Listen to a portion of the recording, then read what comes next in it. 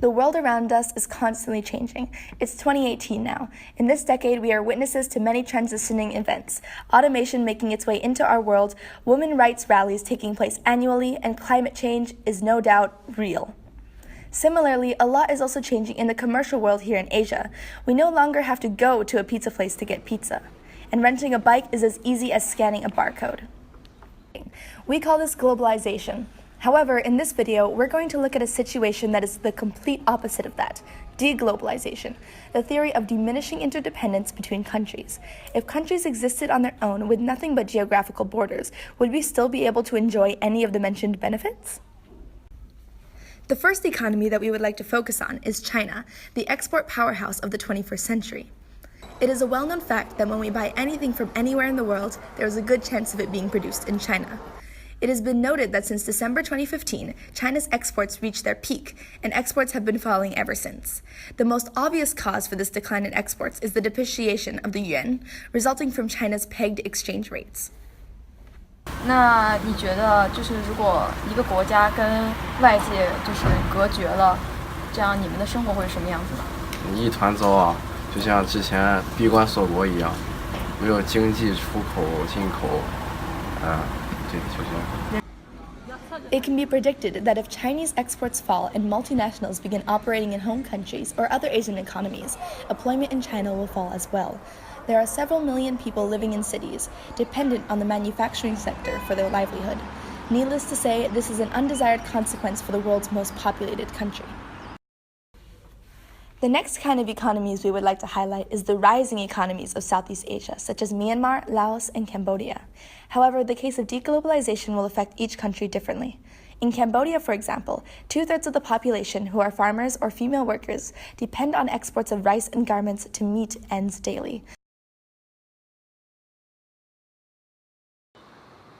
The city of Yangon, though it is not the capital, is the business center of Myanmar.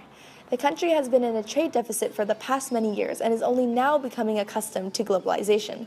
Many of its people have yet to experience the impact of trade with countries other than China and Thailand.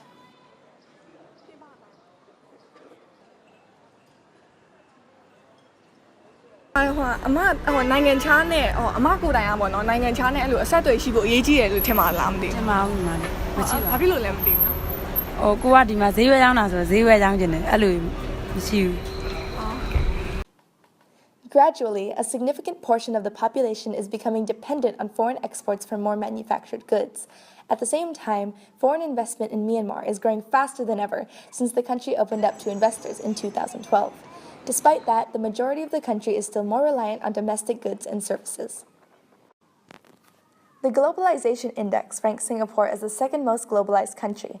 Globalization over the years has helped Singapore increase and keep up economic growth through international trade. In fact, net exports make up a large percentage of the country's GDP.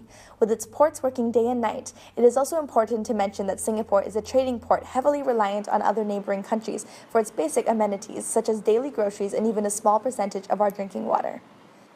Singapore's tertiary industry comprises of mostly multinational companies, and any possible deglobalization will result in mass unemployment, which is once again highly undesired. Hypothetically, any possible deglobalization would harm the economy and reduce exports. Despite all those drawbacks, Singapore would be contributing less to pollution from all of these imports and export journeys. In summary, deglobalization is a far-fetched hypothetical scenario for most economies. However, the reality is that some economies do have a risk of facing this in the future. Deglobalization may be desired by, or perhaps ineffective to, some stakeholders, such as domestic producers who are unable to compete with large multinational brands. What is more is that it is also important to note that deglobalization is an environmentally beneficial prospect. Thousands of cargo vessels and aircrafts carry our everyday needs, using up large amounts of fuel and energy. It would be these developed economies rely heavily on the service sector of business, and any possible deglobalization will lead to a loss in high income as well as tertiary jobs. Globalization allows consumers the better choice of goods and services, since there are options that include foreign manufacturers. Not to mention, reliability on foreign trade is an important peacekeeping factor. Overall, it cannot be decided whether or not the consequences of deglobalization are completely negative or completely positive, as all stakeholders will be affected differently. Every country has a unique circumstance, and therefore we cannot dictate how each economy chooses to grow.